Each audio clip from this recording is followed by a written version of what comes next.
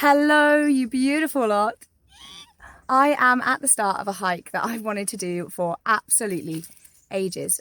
Alrighty, so the Lych Way is said to be one of the most haunted trails on Dartmoor. It starts in Lydford, where you've just seen me start at, and heads all the way over to Lydford Church. This is because back in the 1200s, you had to have someone buried by an official person at an official church. People would have to walk 12 miles carrying a coffin, rain or shine, to get the body over to Lydford Church. And it's said to be haunted because apparently you can see the ghosts of people carrying the coffins at night. The woods light up with jack-o'-lanterns. And some people have suggested that in the bogs there are actually some bodies because people got fed up of carrying the coffins all the way, so we tipped the body out, carrying an empty coffin to the church where it would lay to rest. So because I'm a little bit of a chicken licking and I don't want the ghosts to be harassing me while I'm camping solo, I brought someone along so we can both be harassed. This is Josh. I met Josh at the Bushcraft show a couple months ago. Now Josh has an Instagram called Firedwood with a Y. Put it up here, put it in the ping downstairs somewhere. But basically he is a primitive skills instructor, bushcraft leader, and also he makes really cool knives. So yeah, if at the end of the video it's just me walking out, this was my sacrifice. And we've already had a little forage already, haven't we, mate? So found a couple of bits, yeah. Found a couple bits. So yeah, I'll show you some of the stuff we've been nibbling as we've been walking. Black breeze. Pennywort or navelwort. Nettles. The seeds are really good for energy. Bolitos. Yeah. Wow, that one's huge.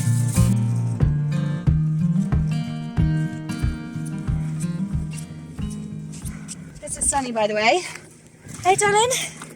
Hello. Can I say hi to the camera? Hello.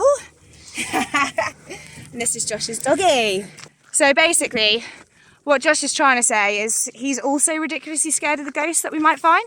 So we've brought a third member along, Sunny, and you're going to protect us, aren't you, Sunny? Yeah, see, that walking away from us totally means I love you, adore you, and I've got your back. All right, Josh, what have you just found? Just red deer tracks, just there. This is just part of the cloven hoof. So they're the same as all deer tracks with a sort of cloven hoofs. Yeah. But it's just the size. You can tell it's a red deer here. I know we've got red deer in this area. We've got fallow as well, but it's too big to be a fallow. So the ruins of the old gunpowder factories are one of the first stops along the Lych Way. These were built in remote areas of Dartmoor, so that if an explosion was to happen, the damage to the local area was minimal. A one-legged stool was often used to sit on, so that if a person was to drift off to sleep, they'd wake themselves up in the fall rather than causing an accident. Oh, it's cool inside. Come in.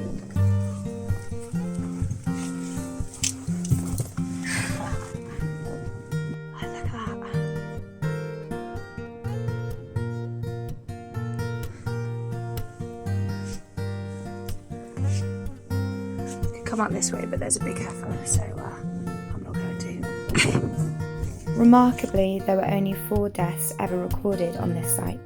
However, this could have been a lot more if planning permission had gone through for a tavern that was requested nearby, but fears that the workers would get a little bit too drunk were raised, and it was never built.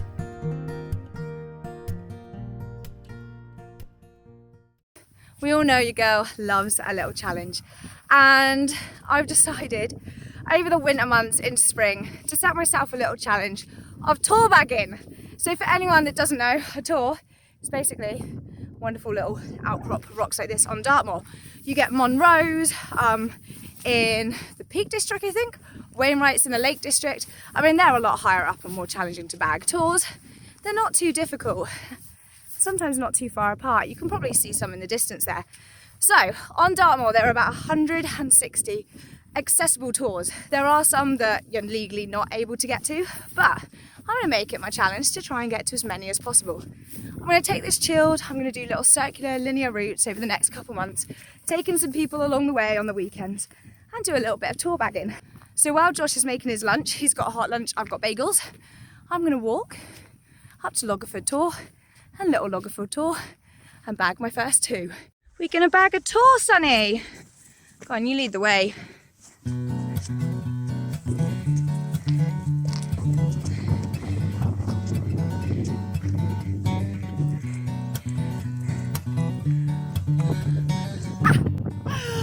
Here it is, the top of my first tour. Let's boop it. Boop. And that, down there, where I'm going next, is Little Loggerford. Yay! And this is the top of tour number 2. Gonna boop it, Sonny? Go on, give it a boop. Boop. And this is our little lunch stop with a little brew. Hey!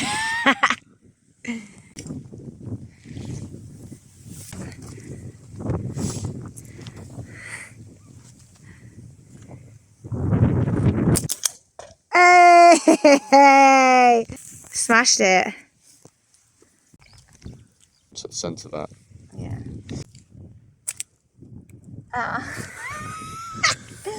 Okay, again. Hit the stone in front of it! That was really close. That was so close! And after a little more catty practice, we headed off to Wisman's Woods. This is said to be one of the most haunted woods in Dartmoor, and you can feel the energies there. I always ask for permission before I enter, because the feeling is that strong. There's stories of hellhounds hunting people through these woods, and a little lost puppy that leads people astray, then disappears once they're lost. Some people believe it's home to piskies and fairies, and it was used for druid worship for a long time. There's also an abundance of wild edibles between the rocks. Found some wood sorrel. This stuff tastes like apple.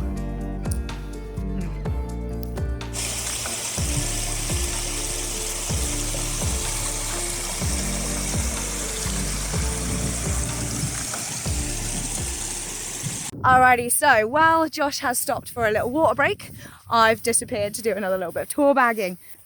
Now this will be tour number 3, but I think I've got my tours the wrong way around. I think this is Loggerford Tor, or this might be Lydford Tor, and the other one was Loggerford, a little Loggerford. So somewhere on the screens, I will have corrected myself throughout this. But here we go, let's flip you around.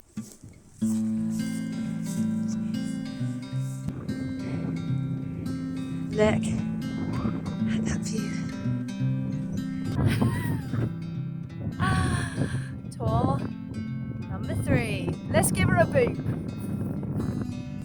Oh, boop.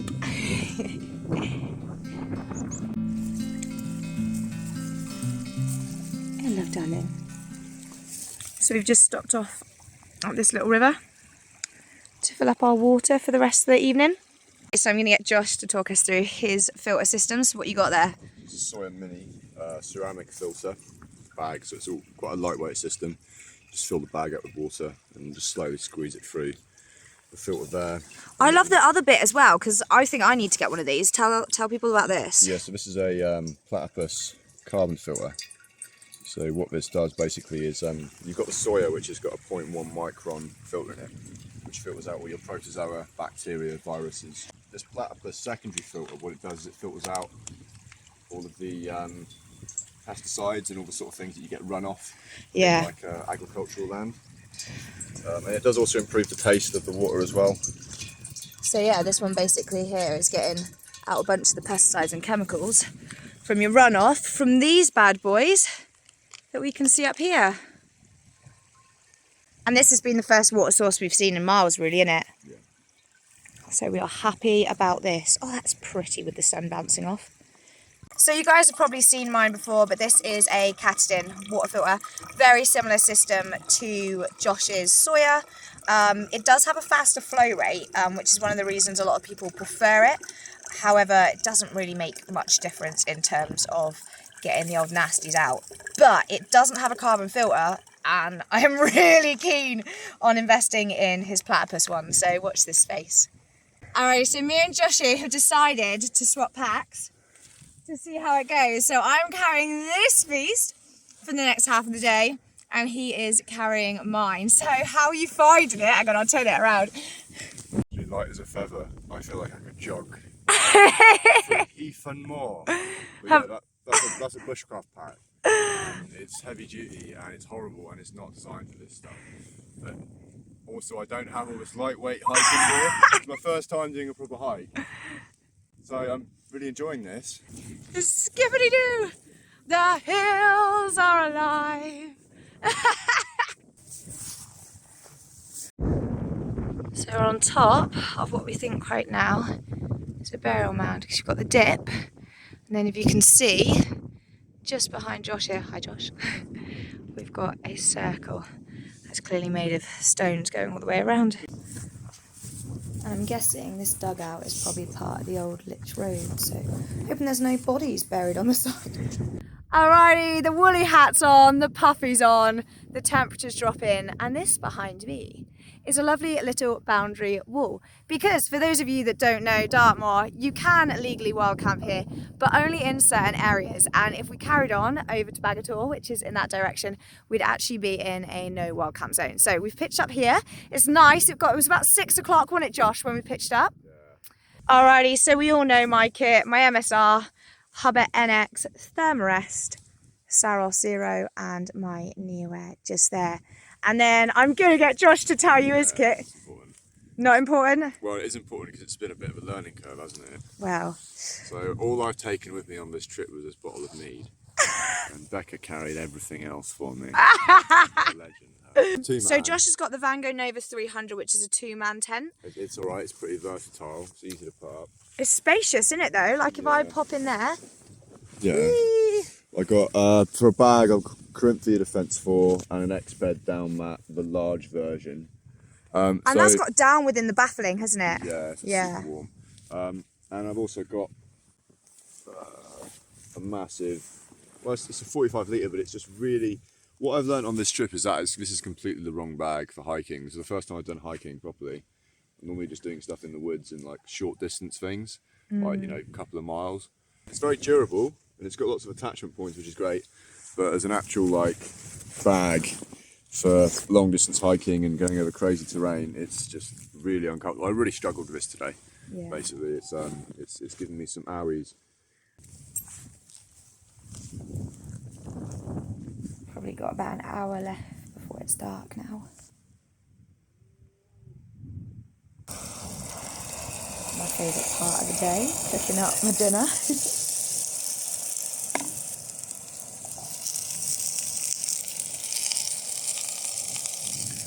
Alright Josh, what have you got for dinner tonight? I've got meatballs and pasta by the steak detective. There we go. And in mine I've got some garlic and onion that I fried up in a little bit of oil, and I've also got last night's pak choy, monchu and baby corn from our little pho that I'm going to add in with some super noodles. Now, although these say chicken, they are actually vegan friendly, so we're all good. And behind me, hopefully you can see, the sun is starting to set. Nighttime sky. I've seen some weird orbs flying around, I think. Those are stars and satellites. I'm in my tent. It's just gone 1 in the morning and I am freaking out. So I just woke up to hear a shotgun being fired. Really loudly. As it was really close. But it looks like Josh is still asleep. So we didn't mention it. That was surgery. Literally everything was fine until tonight.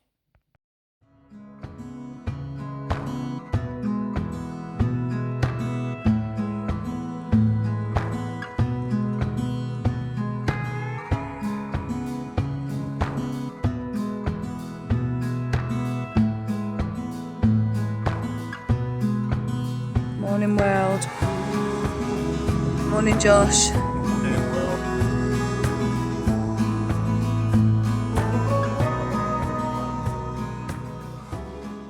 Alrighty, it it is breakfast time. I've just recorded one of these for my Instagram, and I don't know whether it's the way my head is, but each time I go to say good morning, I keep seeing a shadow in the sun.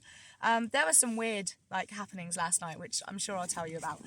But this morning's breakfast, I'm going to be making some cream cheese peach bagels. So I've got myself some cinnamon bagels here with some additional nutrients of the grass, tinned peaches, cinnamon, and some vegan cream cheese. So because I'm running out of gas, we're doing it this way instead. Toasting it over the flame. And here is today's breakfast. At least here. Oh, it's good. It's really good. So if I hadn't run out of gas, I would have caramelised these peaches because they're in syrup. I'm going to caramelise them with a bit of cinnamon. Oh, it's lovely. If you've ever had caramelised tinned peaches before, absolutely amazing. So last night was a lush one. Got down really, really cold. Really cold. So I was wearing all my layers. Had a little heat pack on my stomach. And to be honest, when I first went to bed, it was a little bit freaky. Like the sort of energy change, I kept seeing little blue lights. I was just like, am I just making it up in my head? Am I making it up? Are these orbs? I don't know. Like, I know I'm on a haunted trail, so is my mind just playing tricks on me? And then in the middle of the night, I woke up hearing this shotgun, like this massive shotgun bang, but there wasn't actually a shotgun. Josh didn't wake up to it, and I was like, Josh.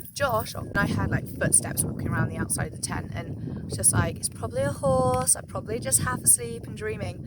And then I spoke to Josh in the morning, and he was like, yeah, did you hear like muffled voices talking last night?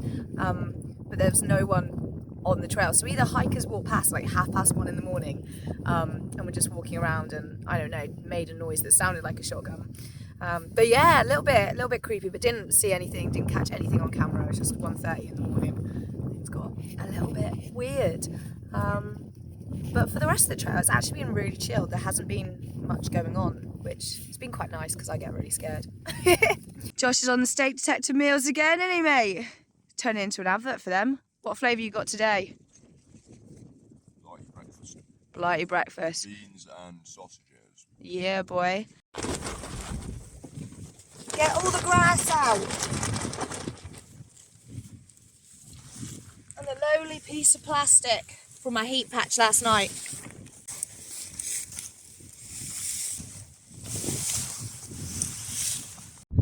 And no trace has been left. Shot on Josh's bum as I explain what I'm about to do. Okay, so we are now leaving the section that you can legally wild camp in. If you could probably see, I'm going to flip you around. Me and Josh did a bag swap, so we're having a go at carrying each other's bags. It's just nice to try out each other's packs. And No, I'll tell you the real reason for this. I'm not used to this, and my bag, because I don't have any lightweight camping gear, is about 2-3 times as heavy as Becca's, so I cried. I was there trying to do you a solid going, yeah, we're just having a laugh, swapping bags. No. This is her being a fucking legend. Onward soldiers, mate. Onwards, Christian soldiers. Just look at the hilarious size of all this bushcraft woodland camping gear. And it's 2 days of food eating as well, isn't it? Well, it's more of a, if you think like, my roll mat is about, my air mat, it's an X-bed, so it's about 3 times the size and weight of yours. My tent, your tent as well. Twice the size. Sleeping bag, twice the size. And I got loads of layers of wool and stuff like that in there. And I have like the synthetic puffy. This is like the same, probably. This keeps me as warm as the jacket you've got, but packs down to a third of the size. Exactly. So it just sort of shows like different philosophies in kit and what they're used for. And yeah, if you're coming out to do some Dartmoor stuff, get your synthetics on, get their lightweight stuff. But saying that, if I was to like bushcraft it, having stuff like Josh is wearing, I just put holes in it. Yeah, it can have holes in and it's not gonna melt away. Like if I'm kind of going by a fire and stuff, I actually get really nervous about wearing this synthetic stuff because I'm like, oh, it's not just gonna get a hole in it. It could probably melt. Whereas what Josh has got on is absolutely not perfect. So much this, but that heavy wool shirt that I've got. Yeah, that you're now carrying. Yeah, that I'm now carrying. So So it's all about kit for occasions, really. I think that's one thing like we've had a lot of discussion about on this trip. And yeah, it's been a nice learning curve for both of us though, isn't it? It's been cool. Not very prepared, and so am I. So one thing I've also been doing on this hike is trying to bag a bunch of tours. So doing a little detour off various routes. As you've seen, me going for a little run up a tour, bagging it. Now, Josh is joining me for this one because I've left him for most of the tours, but this is called Bag a Tour.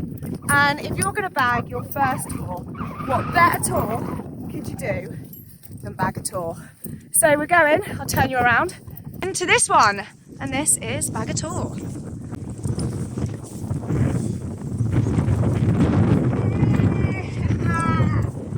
Tour number 4. Bag a Tour. Are you ready for the boom?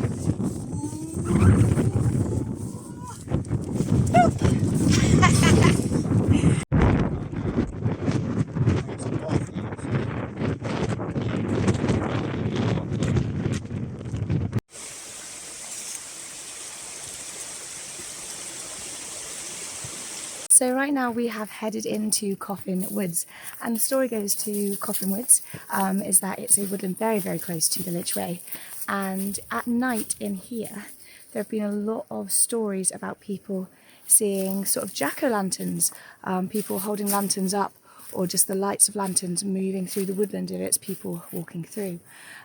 So yeah, we've just headed in here for a little bit of a look, and we saw some roe deer. Yeah. Good energy so far. I think it's got a really nice vibe. Yeah, I'm feeling really positive. I'd camp in here. It's yeah, it's nice. I mean, I definitely think there's an energy, but like It's just peaceful. just peaceful. So from what I've read about the Lych Way, it doesn't seem like the ghosts really interact with people. There seems to be a lot of sightings and a lot of happenings, but people don't seem to really have had them come up to them or made them feel awkward. They've just sort of viewed it, viewed people or spirits carrying coffins along the way, or seen the jack-o'-lanterns and lanterns being carried. So yeah, it's quite cool so far.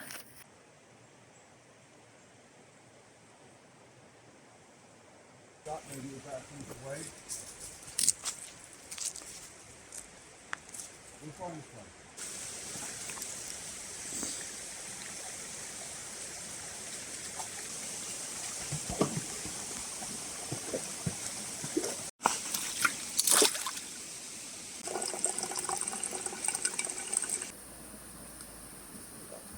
So I just got really freaked out by this, if you can see, in that tree. Skeleton there. Oh, that's well freaky. Fungus.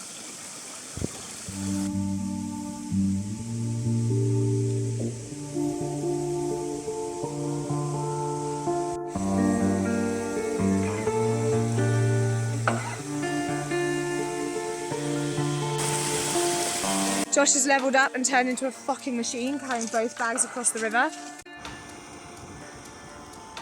So we've stopped here for a break. Sonny's having a little chill, aren't you? And there are loads of old ruined farmhouses just like this, dotted throughout Dartmoor really, and along the Lych Way.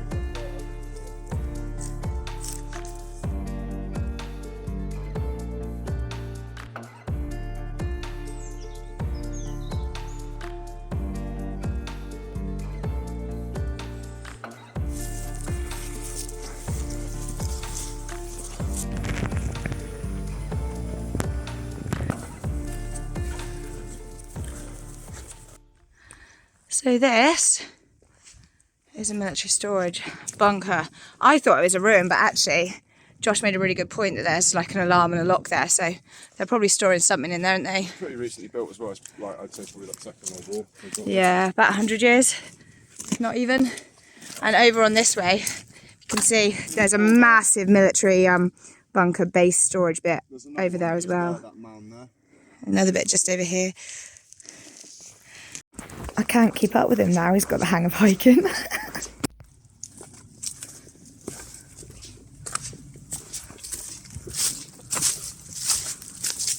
at this bracket fungus. Look at that is huge. Never seen that one as big as that before. That's my hand. Just for, like, comparison.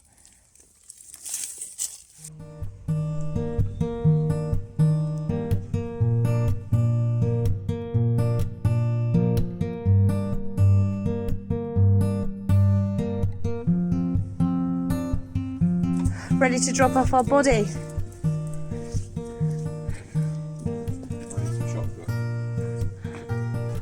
Here we go.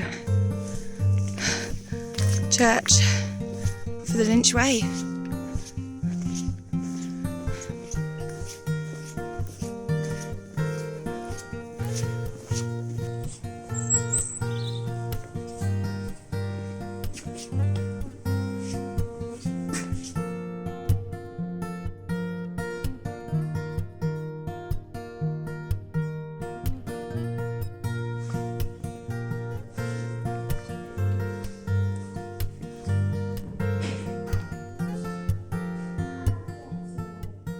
And that is it, the end of our Lych Way journey.